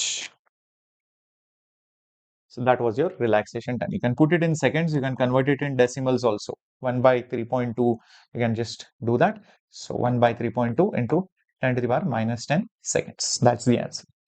So that's how you use this formulas for drift speed and everything else. Okay. Now we have one more term to define, and that is called as mobility. See, all these terms initially you might struggle, but with some practice you will be like, "Ha, sir, I know the derivation. Now I know how it works, what it means." Okay, great. Rama understood. Clear, Mohammed. Very good. Excellent. Everyone. Ian Aspirant, what you doing, man? Chumma chatting over here. Yeah. G. Kamlesh, which part you didn't understand? Please tell me, okay? Yeah. Sai, focus, man, on the class. Sir, generally fraction of a second. Yeah, it will be obviously a very small time because so many electrons are there, so small spacing, they'll start colliding, right?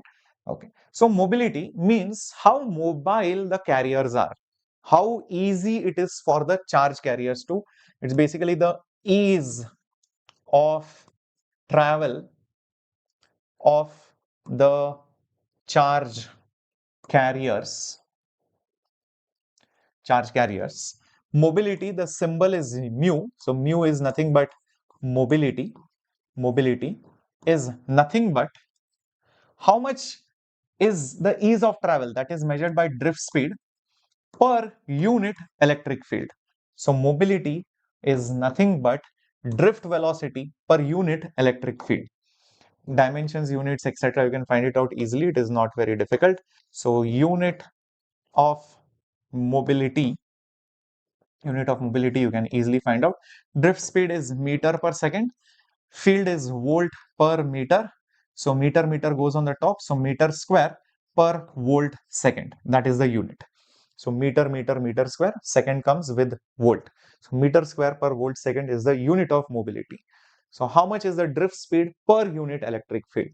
So going back to the previous question, which was over here, if the mobility was asked, let's say mobility was asked, mu was asked, mu, as we know, is drift speed per unit electric field. So mobility will be drift speed, where is it? It was 10 per unit electric field. Electric field was 1.8. So that's it. That is mobility, guys. So mu is 10 by 1.8 or 100 by 18, you can say, meter square per volt second. You can reduce it to the smallest fraction. Yeah, we can call it 50 by 9 also. Yeah, we can call it 50 by 9 also. So this is nothing but 50 by 9 meter square per volt second. That is the mobility. In case it was asked, but it is not asked here. It's Chuma doing the question for you. Okay, so this was that question which we just did just some time back. Cool? Understood? Mobility, drift speed, everything. Till this point, absolutely clear. Formula for relaxation time, I just gave it to you over here. Vd is EE by m into tau. This is the formula for relaxation time. If you know drift speed, you can find relaxation time. Sir, how do I find drift speed? If you know current or current density, through this you can find the drift speed. Okay? Yeah. Wheatstone bridge, not now. Later on. Yeah. Not now. Galvanometer meter bridge is in the next class or something like that. Okay. So let's see, guys. Questions coming up on your screen, and here it is. The previous year question, the drift speed for a conductor connected in an electrical circuit is Vd. The conductor is now replaced by another conductor with the same material and the same length, but double the area of the cross section. Then the applied voltage remains the same. The new drift velocity will be how much? So earlier you had this. Now double the area of cross section. So earlier this was area A. Now this is basically 2A. The voltage is the same.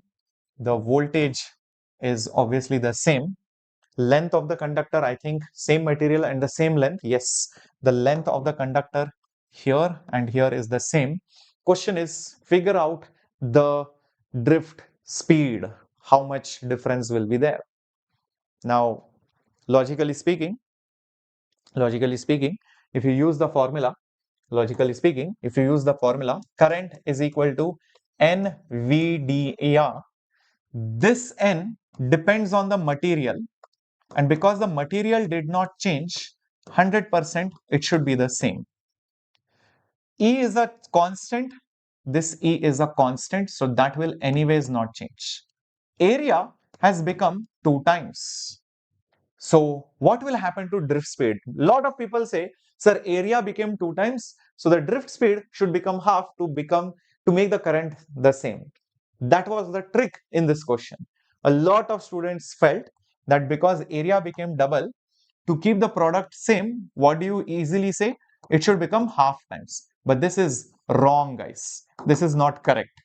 Why is it not correct? Because how do you know that the current will remain the same? Oh, sir, why not, sir? Voltage is the same, length is the same. How do you know the resistance hasn't changed? How do you know the resistance hasn't changed? So current may or may not remain same. So we'll have to revisit this question after looking at resistance. So that was the catch I wanted to show you. We'll come back to this question. But do you understand why current may not be the same? How many of you understood that catch? Because resistance of these wires may not be the same. So even though the voltage is same, resistance changes, current will change. Yeah. Okay. So So we'll do this later on. We'll come back. But sir, something similar on the cross sections. Do you have a question? Of course, why not? Imagine there is a wire like this and it becomes big like this. If you compare current here versus here, where will the current be more or where will the current be less? This is cross section 1. This is cross section number 2. Well, if you ask me I1 versus I2, the same charges will go here and here. So currents will be the same because charges are conserved. Charges are conserved, obviously. So it should be the same. But if you ask me current density, which is current per unit area, then J1 versus J2, think about it. This will be I1 by A1. This will be I2 by A2. This area is more, this area is less. So this J1 will be more than this J2. This area being more, this ratio is small, so J2 is less. Less density here, more density on this side. Is that right? Very good. What about drift speed, sir? Okay, for drift speed, let's think which formula will I need? Drift speed at 1 versus drift speed at 2. Current is equal to NVDR. Current is the same, N is the same, E is the same. So whichever has more area will have less speed because current is anyways the same on both the sections. So more area, less speed. More area, less speed. So more area is less speed. So VD2 is less than VD1. Okay, perfect. Till this point also everything clear? Everyone? Very good. Now, what about mobility? Oh, mobility, sir. Drift speed per unit electric field, but I don't know where is the electric field more or less. So how do I know whether electric field is more or less? Maybe I need something else. So we are missing out on something. As you can see over here, if the question was on electric field at 1 versus electric field at 2, or the question was on mobility in this place versus mobility in this place, I am lacking some information for electric field and mobility. So same problem here and also the same problem here, lacking some information, and that has got to do with resistance. So let's figure out the resistance now. Okay, let's figure out the resistance. But before that, let's see one more question. Which of the following graph represents mobility with field in a conductor? Mobility with field. Come on, guys. Very simple. Yeah. Come on. Everyone.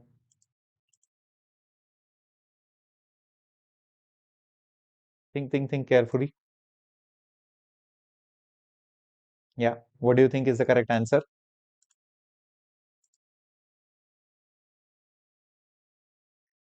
Yes. Correct answer is obviously C. Mobility is independent of the electric field.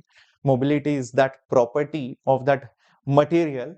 Okay. So if you take aluminum, iron, copper, silver, gold, how mobile they are depends on that material.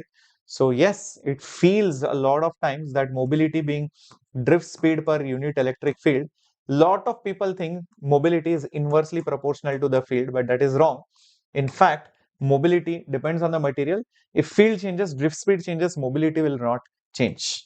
So if somebody increases the field, the drift speed will increase, but this is not going to change. It is going to be the same for the material, for a material at a given temperature. This is going to be the same. Yeah, a lot of students make that mistake. Okay, so they say it is inversely proportional. Sometimes people misplace the formula, they write E on the top, so they feel it is directly proportional, more field, more mobility. No, nothing like that. Okay, so it is the same. A lot of students make that mistake, so I wanted to point this out. This can be your previous year question too. Let's do one more question on your screen. The current of 10 ampere is existing, area is also given, drift speed is also given, the number of free electrons in each cubic meter of the wire. So what they have asked, number of free electrons in each cubic meter means N, number of charge carriers per unit volume. Yeah, that's what they have asked. So which formula do I use? Current is there, N I don't know, VD is given, I think, E into A. E is also E is standard, area is also given. Perfect. So we just have to find N. So N will be nothing but current divided by drift speed into electron charge into area. Current is how much? It is given to be 10 amperes. Whole thing divided by drift speed. Velocity is 2 into 10 to the power minus 3. Okay. Multiplied by electron charge, which is 1.6 10 to the power minus 19, and area is nothing but 5 millimeter square. So millimeter is 10 to the power minus 3, squaring it will become minus 6 in meter square. So 5 millimeter square is 5 into 10 to the power minus 6 meter square. Keep that in mind. Now you can easily solve this. Yeah. Now you can easily solve this. Solve this and see if you're getting the answer close enough to 625 into 10 to the power 25. Okay. Just see, solve this. You should get the answer. Very straightforward question which was asked in JEE 2021. Yeah. Very good. Of course, man. We were all together. Thunder. You guys didn't come. Shreyas Anand. Nice to see somebody from my by my name. Very good, Shreyas. Awesome. Feels nice praising me. Please keep answering more and more. Okay. So this question I'm going to give you as a homework. Okay. This question, please solve it as homework because it is very similar. Now this will be the third variety of question again we are solving. So where are you going to put the answers? The answer should be there in the comments. Like in the starting of the class, I will tell who all students have. I'll show the names next time. Okay. I want everybody, please solve the homework question. Solution is there on the next slide, but don't look at the solution. Only when you don't get it, look at the solution. Don't worry even if your answer is wrong. Don't worry. We don't judge anyone. If it is wrong, it is in fact good. You have learned something. You have made a mistake, not in the exam, but at home. That is always better. Okay. Do as many mistakes as possible at home than doing it at the exam. Yeah. Great. So that is your homework question. Now let's go to the resistance part and then we'll come back to those questions, and that brings us to something called as Ohm's law. Ohm's law. So Ohm's law is nothing but whenever you apply a potential difference across the conductor and you change that potential difference, the current passing through it linearly varies as the potential difference. So the current flowing through a conductor is directly proportional to the voltage difference across the conductor. So current versus voltage graph is a straight line. That is what simply Ohm's law is. So if I had to write it down, V is directly proportional to current. The constant of proportionality is called resistance. The constant of proportionality is obviously going to be called as resistance. If there is more resistance, for that same voltage, there will be less current. If there is very little resistance, the current will be more to keep the product constant for the same voltage. Kind of makes sense. Also, for the same current, if there is more resistance, there will be more voltage drop. So voltage will be proportional to the resistance if current is the same. Same current is going, more resistance is there, voltage will drop by a larger amount. Okay, so V is equal to IR. So the unit, symbol, everything, symbol of resistance, everybody remembers it used to be like this. Yeah, this is the symbol. Unit, SI unit is nothing but ohm, or using this symbol, that is fine. And the ohm of resistance, you can see voltage is in volts. So when there is a voltage difference of 1 volt for a ampere of current, 1 ohm is 1 volt per ampere. You take current below, volt per ampere is the unit of resistance. That is the symbol also of resistance. But Ohm's law is not all that nice every time. And there is and in fact, there are many exceptions to it. So if I have this is voltage, let's say this is current. Usually, our graph should be a straight line. When this happens, that is voltage is directly proportional to current, such a device is called as a ohmic device. Ohmic device. So ohmic devices Example, most of the conductors, most of the conductors, most of the conductors, you will see the relationship is straight. But there are a lot of devices which will show the graph like this, or maybe even like this, or even maybe something like this. Maybe it will go like this, like this. Okay. Any kind of another graph which is not proportional, they are basically non-ohmic devices. So non-ohmic devices, like example, semiconductors, diodes. Even for a capacitor, the voltage is not proportional to the current passing through it. I mean, it's not. So, a lot of devices are there for which it is not proportional. So, the resistance is not constant. The resistance is not constant. Here, voltage by current, no matter where you go, it is the same. But here, in non-ohmic devices, the resistance is not constant. So, that is a major limitation. So, you should know about this. Okay. Lot of compounds are there, non-conductors are there, semiconductors are there, diodes, vacuum tubes, capacitors, all these things. Voltage is not linearly proportional. So, resistance is not constant. Only for them which are ohmic devices, resistance is voltage by current will be always true and it will be a constant. So, that is a limitation of Ohm's law. Keep that in mind. Yeah. Capacitors with resistors combination and capacitor combinations with each other, the tricks, Wheatstone's arrangement with capacitors, etc. That is remaining, like I mentioned in the chapter. We'll be doing it with current electricity when we do combination of resistors and all those things. Yeah, Sumit? Rama, if you ask me direct formula, direct questions will be very less. Out of 25 questions, it will be like barely 5 questions or something like that. Maximum 10 questions. Sometimes the questions could be using multiple formulas, not just one formula, 3 or 4 formulas together. Like we have solved many times, most of our questions, 2 or 3 formulas are there.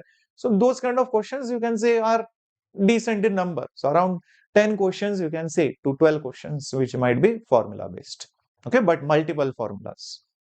Single formulas are very rare, but maximum 5 if it is an easy paper, but usually 2 or 3 questions. Yeah. All right. Now that we know how Ohm's law is, we can now define something called as resistivity for that particular resistance. So if you have, let's say, a conductor, let's say this is the conductor having area A, it has some area A, length L, it can be converted into a resistor. It can be converted into a resistor of resistance R. So this is my conductor. This is the resistance of it. This resistance of that conductor has been found to be proportional to the length and inversely to the area. So to replace that proportionality with equality, we bring in a new guy, that is resistivity. This rho is called as resistivity. And this is a property of a material. So keep this in mind. If I take a big conductor, small conductor, resistance will change, but resistivity will not change. It's a property of a material. Resistance is not a property of a material alone. It depends on the length, area, etc. Wider area, less resistance. More length, more resistance. So if it is longer, it has more resistance to offer. If it is wider, then the charges have many options to flow from. So when the options are more, the resistance will decrease. So that's how you can think of it. So this is resistivity. This is basically resistivity. Now, if you ask me what is a unit, well, the unit of rho, which is resistivity. Think about it. This resistance is nothing but ohm. This area is nothing but meter square, and that length will go down, becomes meter. So meter will cancel, so it will become ohm meter. Ohm meter. So you can also rewrite this like this. So it was ohm multiplied by meter square divided by meter. So it will be ohm meter. That is the unit of resistivity. That is the unit of resistivity. The inverse of resistivity is called conductivity. Conductivity means how conductive it is. Conductivity is inversely proportional to resistivity. Is inversely proportional to resistivity. The symbol for conductivity is sigma, and it is just simply the reciprocal of resistivity. That's all. It's just the reciprocal of resistivity, nothing more, nothing less. So if you ask me the unit of conductivity now, the unit of conductivity, well, I will say it will be ohm inverse meter inverse. So I can also comment that if it is a bad conductor of electricity, bad conductor of electricity, if it is something like a bad conductor of electricity, then resistivity will be very high and conductivity will be very, very less. But if it is a good conductor like silver, gold, copper, etc., if it is a good conductor of electricity, then I can say that the resistivity will be very less and the conductivity will be very high. Okay, so that's what resistivity and conductivity are for. All right, everybody clear till this point? Absolutely. Okay, so now let's see some questions based on this. Here it comes.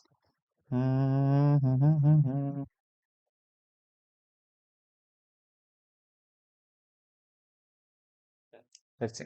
A uniform metallic wire carries a current of 2 amperes when battery's voltage is this much. The mass of the wire is this much, density is this much, and the resistivity is this much. The length of the wire is asked. Wow. See, they have played along with the variables. First of all, let's think current is given and voltage is given. So using voltage is equal to current into resistance. Resistance will be voltage by current. Voltage is known, current is known. Resistance, I don't know. But we know resistance is resistivity length by area.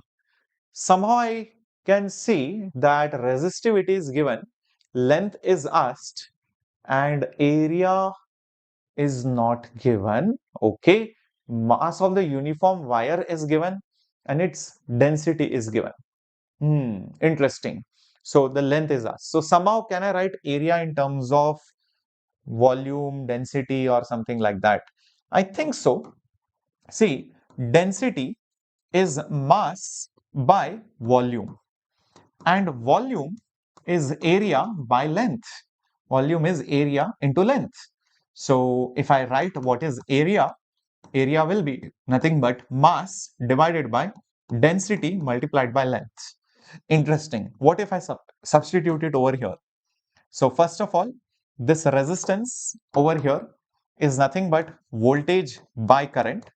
Resistance is voltage by current. I put it over here as it is. Resistivity, I don't know. Oh, sorry, I know, but I'll put it later on. Length, I don't know. Area, I will substitute from here. It is M by density multiplied by length. Oh, perfecto. I think I'm reaching closer and closer to my answer. Observe this now. So if I write it down properly, it will be voltage by current is equal to you have your rho and divided by m, and that density will go on the top. Rho by m, d goes on the top, l also goes on the top. It will become just l square. It will just become l square. Perfect. Solving this, I should get the answer. So L square will be voltage by current into M divided by rho D. So therefore, L will be nothing but root of all those things. root of all those things. Voltage is given 3.4. Mass of the wire is given, yeah, this much. What is it? 8.92 10 to the power minus 3 kg. Then current is also given, which is 2 amperes. Then resistivity is also given, which is 1.7 into 10 to the power minus 8. And lastly, the density is also given. Density is 8.92 into 10 to the power 3 into 10 to the power 3. Many things are getting cancelled, like 8.92, 8.92 and all of that. 2 into 1.7 is 3.4. Easily you can get the length to be around 10 meters. You can see many things are getting cancelled over here. Yeah, so length, you should get it 10 meters after solving. Is it clear, guys, how to solve this? So you can see this is a formula based question, but many formulas are there. First is Ohm's law formula. Second formula is resistance formula. Third formula is density formula. So from density, I got area, which I used here because area was not given. That's why you should think, why is density given? There is a reason why, because area was not given. So I substituted. Resistance, I got it from here. Solving this, I get L square. So L will be root of this. That's all. Understood, guys? Got it, Rama, everyone? How many lectures of this particular chapter, as my midterm starts on Monday? Easily 3 to 4 class. So this lecture then will have combination of resistors, Kirchhoff's laws, Wheatstone's bridge, then you have your power and then RC circuits. So 3 to 4 class maximum. Yeah. Hi Rajesh, you have joined VLC today offline. Which center did you join, Rajesh? And where are you from? Please let me know. And did you come by chance to any of the VLCs when I visited? And I hope you told I am a Shreyas Sir student. Yeah, you should always tell that whenever you visit a VLC. Yes, I am a Shreyas Sir student. Great. Okay. So, all right. So this is done. Now let's do this particular question. Consider the four conducting materials copper, tungsten, mercury, and aluminum with resistivity this, and this. Compare their resistivities. This is directly based on the concept which I just told you over here. Bad conductor versus good conductor. More resistivity versus less resistivity. So just use that concept, 100% you are going to get it. Yeah, just think about it. This is like more of general knowledge, copper versus tungsten versus mercury versus aluminum. Yeah. Rho C for copper, rho T for tungsten, rho M for mercury, and rho A for aluminum. Think mercury is not that great conductor. Copper is the best, so it will have least resistivity. So A option is ruled out. Even it could be C, B, or D. So between aluminum and mercury, mercury will be a worse conductor. So D option gets ruled out. Between aluminum and tungsten, well, I'm not really sure, but I think tungsten is aluminum. I think might be a better conductor. Yes, so mercury is a bad conductor. Aluminum is a better conductor. Copper is the best conductor. So I think it should be B option. Just check it out. Yeah, B option. Yeah, perfect. All right, Rajesh, are you coming to Chennai? Chennai, I came and went, man. Sunday only I came and went. Yeah, I had messaged on my group, Telegram channel, Instagram, everywhere I had messaged. Hmm. Uh, yes, Rajesh, why not? Why not? Please let me know what help you need, and definitely I'll help you out. Okay. So mercury is a bad conductor. Copper is a very good conductor. Between aluminum and tungsten, I think tungsten is a worse conductor than aluminum. You have aluminum wires. Tungsten has higher resistance because that's why it is used in some bulbs and all, heating coils and all of that. Yeah, so it has slightly higher resistance, definitely. So C option is ruled out. Okay, completely based on this. Now there are concepts on stretching of wire also, where the same wire is stretched, what happens to the resistance? So R is rho L by A. Lot of people think if length increases, resistance increases directly. That is wrong. So when a wire is stretched, what happens is the volume remains the same. The volume is going to be the same. So volume being area multiplied by length, I can easily say that the area is volume divided by length. So area is nothing but volume divided by length. So if I substitute that over here, rho L is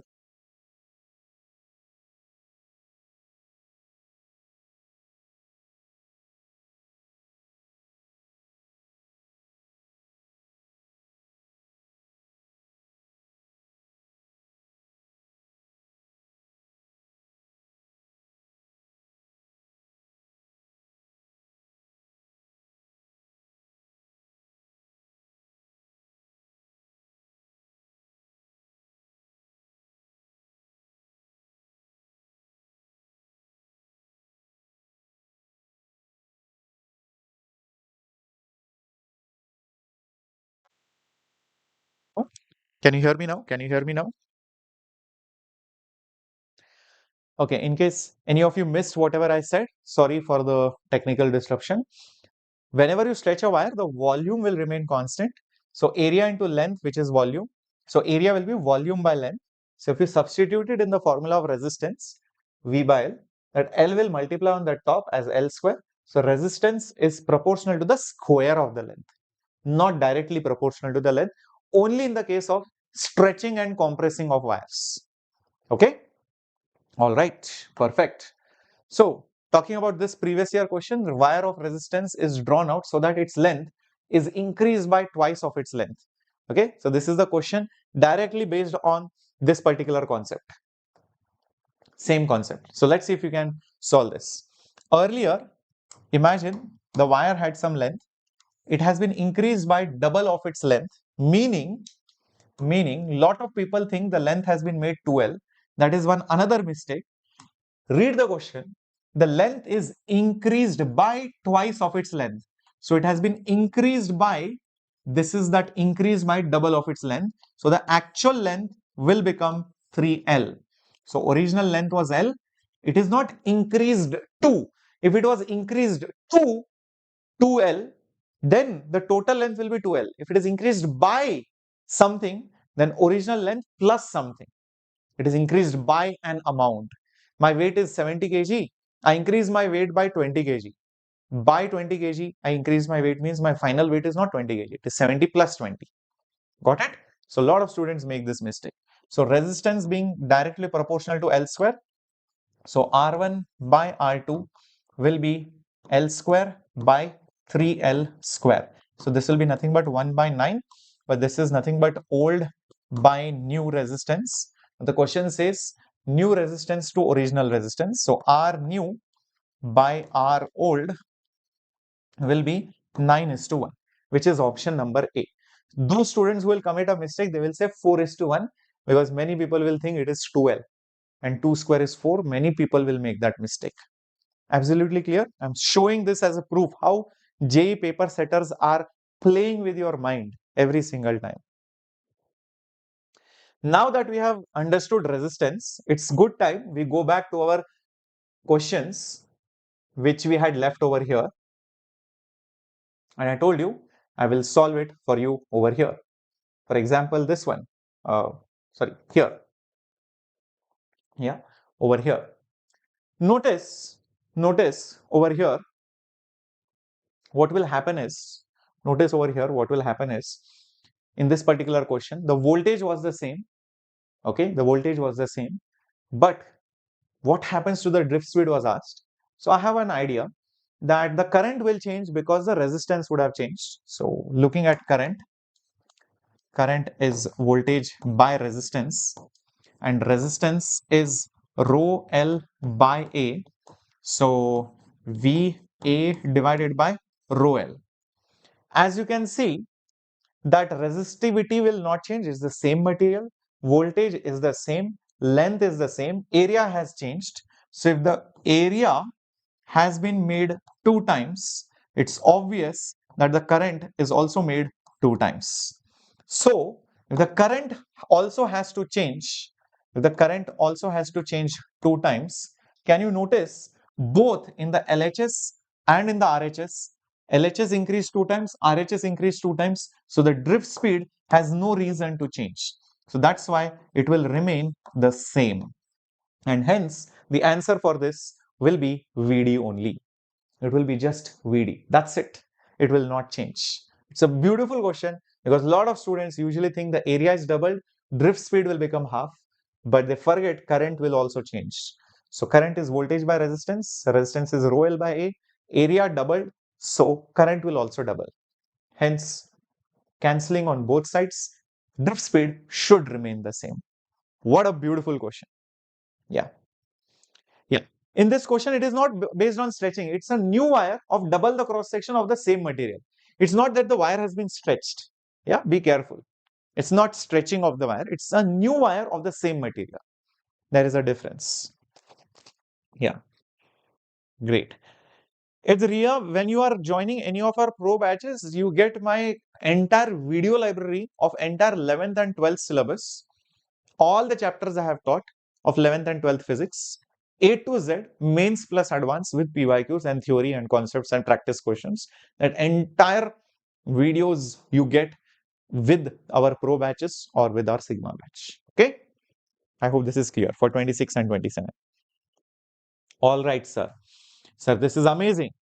Sir, there was one more question. We'll come to that. But before going ahead, I wanted to talk about temperature dependence also. This is also very important. That resistance also changes with temperature, usually linearly. So for small changes, small to moderate changes, the resistance at any temperature T is given by original resistance R naught 1 plus alpha into change of temperature. This over here is our new resistance. This is original resistance. This delta T is the change in our temperature, and this alpha is called coefficient of thermal resistance. Coefficient of thermal resistance. This tells me how sensitive my material is for resistance, for temperature, sorry. If I change the temperature by a degree, the resistance changes by a lot. Alpha is high. I change the temperature too much also. Still the resistance is not changing. Then alpha is very small. So alpha defines like the sensitivity of the resistance towards the temperature, fluctuation of temperature. Today it is hot, tomorrow it is cold. Resistance is like I'm still same only. Alpha is very low. Resistance is changing huge. Even if there is small variation in temperature, then alpha is very, very large. So keep this in mind. Okay. So this is the formula. Now also notice alpha is positive for conductors. Positive for conductors, meaning when temperature increases, resistance increases, relaxation time decreases.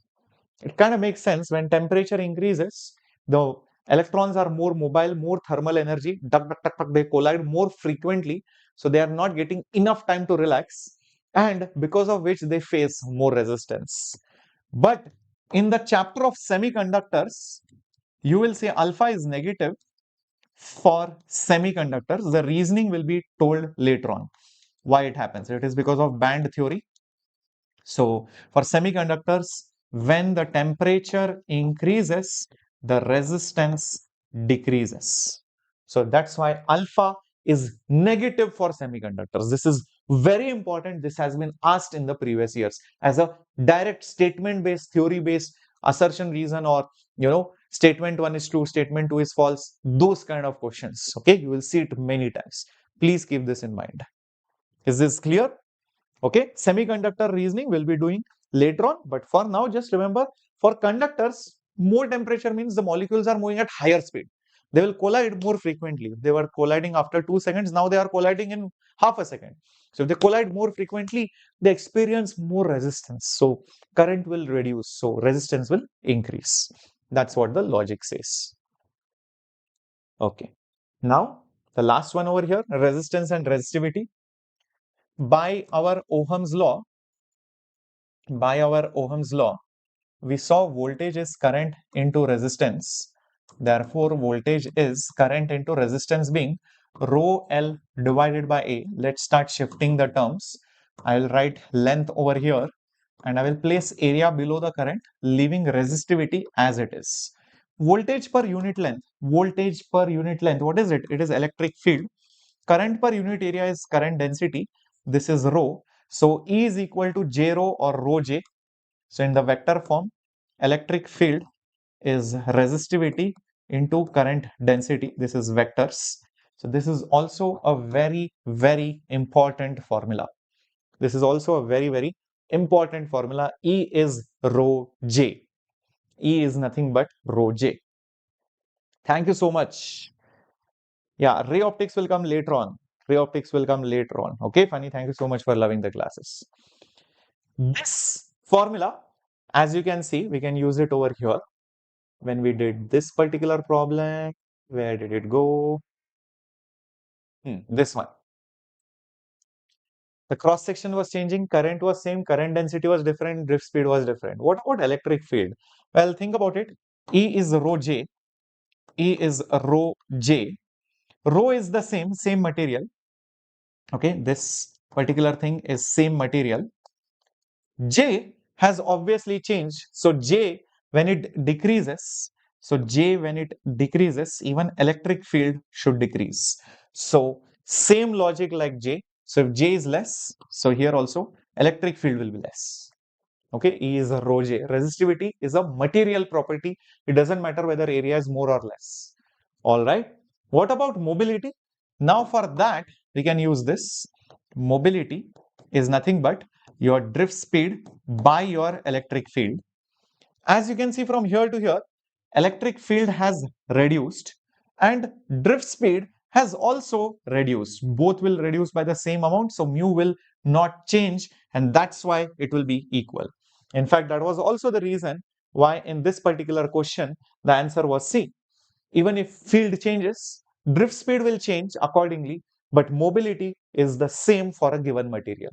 So it will be independent of the electric field, and that is also what we are being able to reason out even in this problem. Just because the cross section changes doesn't mean the mobility will change, it will remain the same. Beautiful concept, beautiful question, loved it. Yeah, everyone? Great. Moving ahead. All right. So E is rho J. We can also play around with these equations a little bit more to get anything else. Like for example, E was rho J. E is rho into J. So somebody will be like, sir, I want to take a rho over here. Fine. And 1 by rho is equal into E is equal to J. 1 by rho is conductivity. So conductivity into electric field is J. But wait a minute. I also know what J is from this formula, drift speed formula. Check this out. J was NVD. J was NVDE. Yeah. So why not put it over here? So J was NVDE. Where is it? Yeah. J was nothing but NVDE. But wait a minute. I also know the formula for drift speed. It was E by M. Yeah. And this E is as it is. So this E and this E will cancel. Can you see that over here? This electric field and this electric field will cancel. And I will get conductivity as N. Oh, sorry, there was tau also. My bad. E by M into tau. So N into E square tau divided by M. This is also a formula which sometimes can be useful. But as you can see, you can derive it very easily using these other formulas. So conductivity is Ne squared tau by M. So if relaxation time reduces, conductivity reduces. Kind of makes sense. Yeah. If thermal energy increases, relaxation time will reduce. It will become less conductive. Relaxation time is more, it becomes more conductive. So Ne squared tau by M is the formula. Yeah. Okay. Sanjay, please check the capacitors lectures over here. This was the second lecture. I have also explained it over here. Where did it go, man? Here, capacitance and types of capacitors. It's a beautiful class. Please check it out. Okay, it's already done. What is the meaning of a capacitor? Types of capacitors, field inside a capacitor. All these things are done over there. Okay, sir. Perfecto. Let's do some questions then on this. Where did it go? This one. Yeah. The current of 5 amperes is passing through a non-linear magnesium wire. At every point, the direction of the current density is at an angle of 60 degrees with the unit vector of the area. The magnitude of the field at every point of the conductor is how much? Resistivity is given. So, as clearly mentioned over here, at every point, the direction of the current density, the direction of current density is making an angle of how much? Is making an angle of 60 degrees with the unit vector of the area. Okay, with the area's unit vector. Okay, with the unit vector of the area. Okay, the magnitude of the electric field at every point of the conductor is how much? Okay, fair enough. Let's see what we can do over here. We want to find electric field. If we are knowing the resistivity, we know one thing. E is rho J. E is nothing but rho into J. So if E has to be found, I need to know the resistivity, which is already given. I just need to know the value of J. But how much is J? That is not given. Fine. So let's think. If I want to find J, I know current is J dot area vector. Current is J dot area vector. Now, 5 amperes of current is passing through a non-linear magnesium wire, cross section of 0.04 meter square. Okay. As you can see, current is given, which is 5 ampere. J, I don't know. Area is 0.04 and dot product means it is JA cos theta. So I can put cos of 60 degrees over here because it makes 60 degrees with a unit vector. Also, it will make the same angle with the actual area vector. All right. So from this, J will be 5 divided by 0.04. Cos 60 was half. So it goes as 2 over here. So this will be 5 2s are 10. 4 is 0.04 is 4 into 10 to the power minus 2. So this will just become J as 5 by 2 into 10 to the power 2 ampere per meter square. So substitute that over here. J is nothing but 5 by 2 into 10 to the power 2 ampere per meter square. And other thing, resistivity is 44 into 10 to the power minus 8. All right. So that will be electric field. That will be your electric field. Now 44 goes with 2, 22 times. Yeah. 22 into 5 is basically, 110. And this and this will make it 10 to the power minus 6. So can we write this as E is 11 into 10 to the power minus 5 volts per meter. 11 into 12 to the power minus 5 volts per meter. That is the correct answer. Perfect. We got it. This was asked in the previous years. Yep. No, it is not option C. It is option number A. If you have missed some of the powers, then you might have got option C. But if you don't miss powers, it will be option number A, minus 5. That was the question. Okay. Yeah, that was the last question. I've already given you the homework. Please solve it. So you have completed all the parameters, be it current, current density, field, relationship with resistivity, conductivity, resistance, how temperature affects, relaxation time, everything in this particular class. It's a power packed class. I know a lot of things you might be jumbled up, but when you practice more questions from Tattva books, from the PYQs, you will get more and more confidence. Please revise these formulas. Direct questions do come from these, concepts which I have taught today. And current electricity is a heavyweight chapter. So make sure you're solving enough number of questions. Okay. So I want to see everybody solving the homework question. down in the comment section, and PDF will be there soon by tomorrow. All the best, and do not forget to like and share and subscribe to the channel. This was your Captain Shreyas. Have a great night. Bye bye. Take care.